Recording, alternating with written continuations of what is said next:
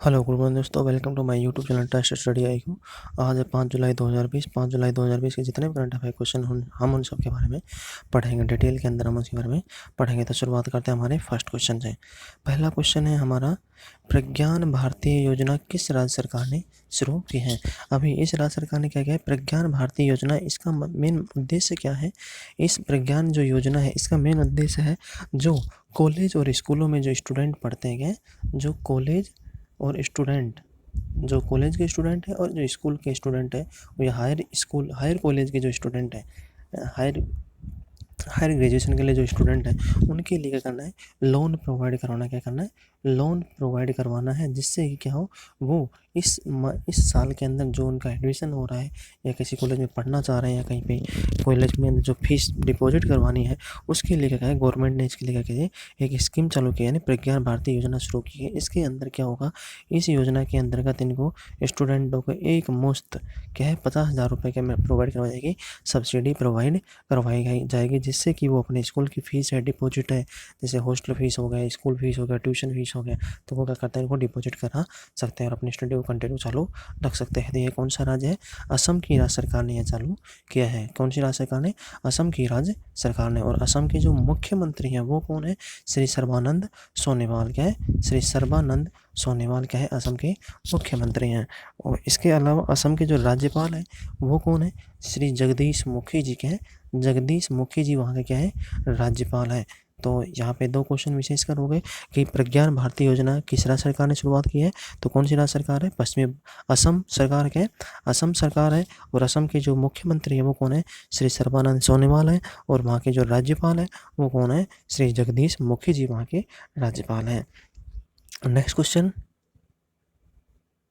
पहली बार संयुक्त रूप से किन देशों को फुटबॉल संघ ने 2023 महिला वर्ल्ड कप की मेजबानी की जिम्मेदारी दी है?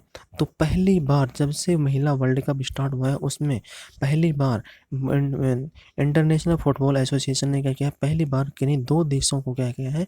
मेजबानी करने का क्या दिया है? अधिकार दिया है। इससे पहले जब भी कभी महिला फुटबॉल वर्ल्ड कप हुआ है तो हमेशा एक देश ने इसको क्या किया है? ऑर्गेनाइज किया है, इसको आयोजित किया है। तो यह कौन सा देश है?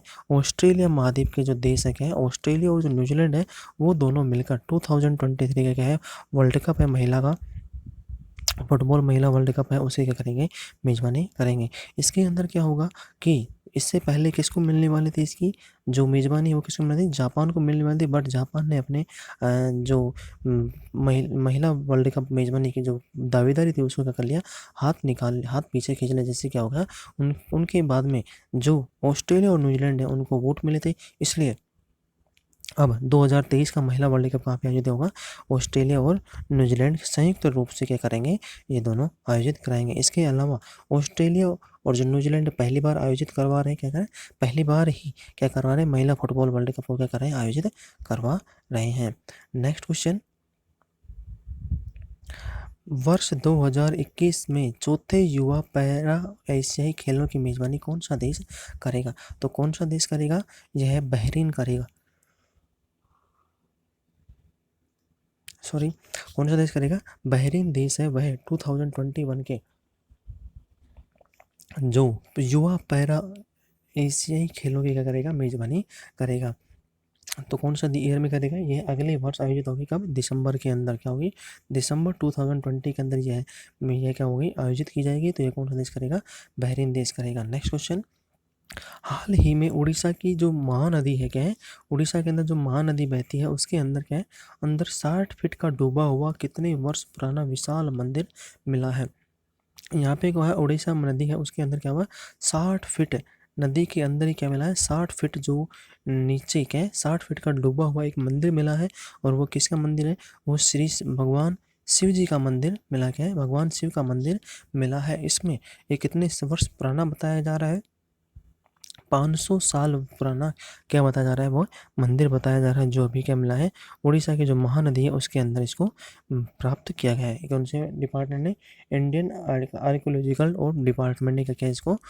इंडियन आर्कियोलॉजिकल और डिपार्टमेंट है उसने क्या किया? इसको देखा है, इसको ढूंढा है। Next question, cost of living survey क्या है, कास्ट ऑफ लिविंग सर्वे 2020 के अनुसार प्रवासी भारतीयों के लिए रहने के लिए सबसे महंगा शहर कौन सा है। तो यह कास्ट ऑफ लिविंग जो सर्वे है वो कौन सी कंपनी करती है या ऑर्गेनाइजेशन करती है, तो कौन सी ऑर्गेनाइजेशन करती है, मर्सर करती है। क्या करती है, मर्सर है वह इसको क्या करती है, रिलीज करती है। अब मर्सर के अनुसार क्या क्या है, जो भारत है उसके अंदर सबसे महंगा जो शहर है वह कौन सा है, वह है मुंबई। कौन सा है, मुंबई है वह सबसे महंगा शहर है। इसके अंदर क्या होगा, जो बाहर से लोग रहने के लिए आते हैं उनके लिए होटल किराया हो गया या कुछ और हो गया रहने के लिए, तो वह क्या पड़ता है, सबसे महंगा शहर पड़ता है मुंबई। क्या पड़ता है, सबसे महंगा शहर कौन सा है, मुंबई पड़ता है। नेक्स्ट क्वेश्चन, हाल ही में किस देश ने कोविड-19 की से पीड़ित व्यक्तियों के लिए प्लाज्मा की ऑनलाइन उपलब्धता शुरू करने की घोषणा की है। तो कौन सा देश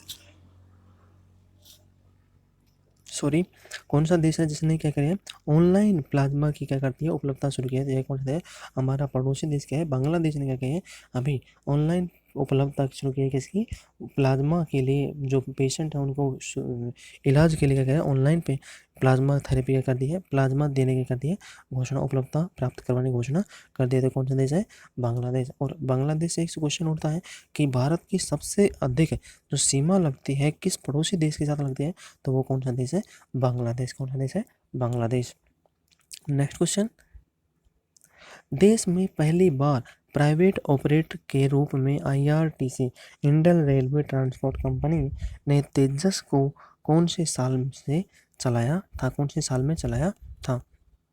तो आईआरटीसी है उसने क्या कर दिया है, रेलवे, इंडियन रेलवे है उसने क्या कहा था, 2019 के अंदर पहली बार किसी प्राइवेट ऑपरेटर को क्या कहते था, चलाया था। और इस जो रेलगाड़ी है उसका नाम क्या था, तेजस था। अब इसको प्राइवेटाइजेशन करने के लिए इसमें इंपॉर्टेंट क्या है, क्योंकि अभी जो 2023 है, क्या 2023 तक जो हमारी इंडियन रेलवे है वो क्या करेगी, प्राइवेटाइजेशन करेगी। जिससे क्या होगा कि इस सेक्टर के अंदर भी निजी ट्रेनें हैं उनका क्या होगा, परिचालन हो सकेगा। जिससे क्या होगा, जो व्यक्ति हैं क्या है उनको तकनीकी रूप से क्या होगी, एक हाई लेवल की प्रोवाइड होगी, सुविधाएं प्राप्त होंगी। जिससे क्या है कि ट्रेन है वो क्या होगी, सही समय पर क्या होंगी, चलेंगे, सही समय पर चलेंगे। इसके अलावा उपलब्धता भी होगी, गति भी बढ़ेगी और टाइम टू टाइम क्या करेंगे, उनका रूटीन चलता रहेगा। इसलिए इसका क्या कर रहा है, प्राइवेटाइजेशन किया जा रहा है।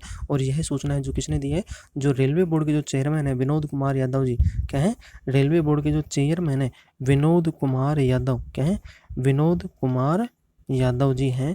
उन्होंने यह घोषणा किया है कि 2023 तक जो इंडियन रेलवे वो प्राइवेटाइजेशन के अंदर भी क्या हो जाएगी, चलने लग जाएंगे। इंडियन रेलवे प्राइवेट जो ट्रेन है वो चलने लग जाएंगी। नेक्स्ट क्वेश्चन,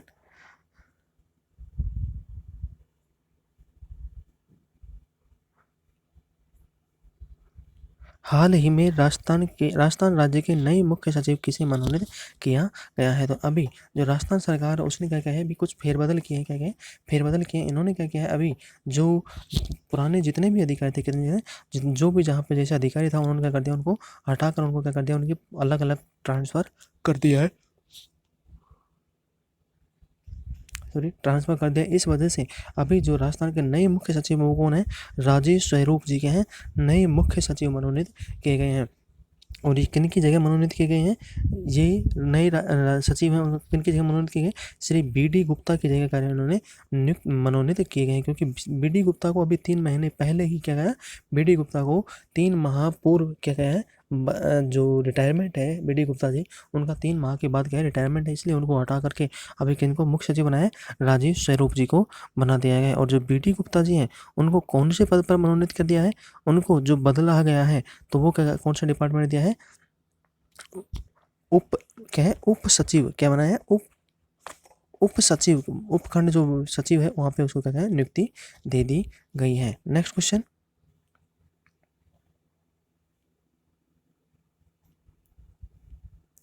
हाल ही में किस देश ने अपने यहाँ लोकतंत्र को बनाए रखने के लिए चीन के सामने शैडो पार्लियामेंट बनाने की तैयारी कर ली है। अब शैडो पार्लियामेंट क्या है, शैडो पार्लियामेंट ये है कि जिस देश के ऊपर कोई दूसरा राज्य कर रहा है, क्या कर रहा है, दूसरा देश क्या कर रहा है, अधिकार कर रहा है, तो वहाँ की जो जनता है वो क्या करती है, वहाँ पे उसी के पैरेलल में क्या करती है, एक दूसरी पार्लियामेंट चलाती है, जिससे कि क्या होगा, उस देश को पता लगे कि हाँ, यहाँ पे उनका अधिकार आधिपत्य नहीं चल रहा है, किसी उनकी जो ऑर्गेनाइजेशन है, यानी जो सरकार है, उनका ही क्या करना है, आधिपत्य चल रहा है। तो ये कौन से देश ने क्या किया है, यह हांगकांग ने क्या किया है, अभी इसको लागू किया है। तो हांगकांग ने क्या किया है, इसको जो शैडो पार्लियामेंट पैरेलल के अंदर क्या है, पैरेलल के अंदर इसको क्या कहा है, बनाया जा रहा है। अब इनके ये फिक्स नहीं हो रहा है कि शैडो पार्लियामेंट है वो कौन से देश से ऑर्गेनाइजेशन क्या करेगी, इसका संचालन करेगी। तो अभी तक ये फिक्स नहीं हुआ, बट इसको जो शैडो पार्लियामेंट की घोषणा है वो कहाँ पे कही है, जो ब्रिटेन के जो क्या है, ब्रिटेन में शरण ली है किन्होंने,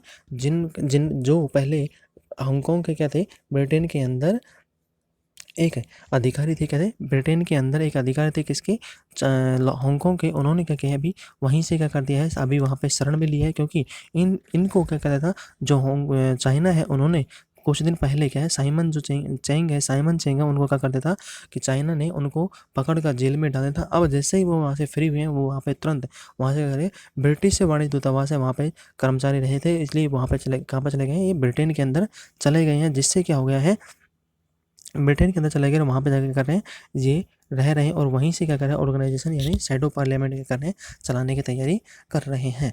तो नेक्स्ट क्वेश्चन कौन सा है, नेक्स्ट क्वेश्चन है, देश की कौन सी संस्था ने वायुमंडल से ओजोन पैदा कर वायरस को मार गिराने वाली तकनीक को क्या कर दिया है, विकसित किया है। तो ये कौन सी संस्था है, ये हमारे देश की जो IISC बेंगलुरु का है,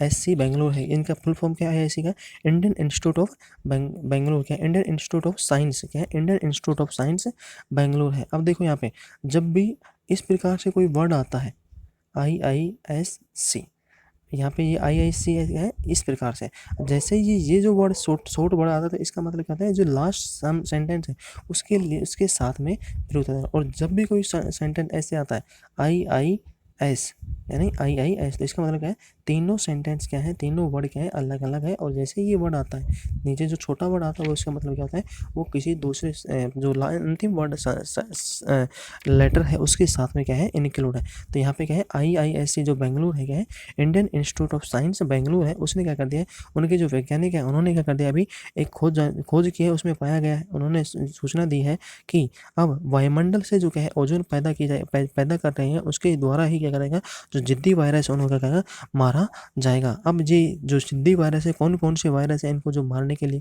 क्या करेंगे, ये काम करेंगे। तो ये कौन से वायरस है, जैसे क्या होगा, एडोनो वायरस टाइप 3/11 हो गया, होमोस नेरोस हो गया, हम्पिस सिप्लेक्स हो गया, वेसिकुलर स्टोमेटिस वायरस हो गया, इसके अलावा माउस कोरोना वायरस हो गया, पोलियो वायरस हो गया, इन सबका क्या करना पड़ेगा, इन सबको क्या कर देगा, ये खात्मा कर देगा। तो यह सूचना किसने दी, जो संस्थान के क्या है, वैज्ञानिक है, डॉक्टर लक्ष्मी नारायण राव और डॉक्टर आनंद राव के नेतृत्व में क्या कहते हैं, इसको क्या कह रहा है, शोध किया जा रहा है।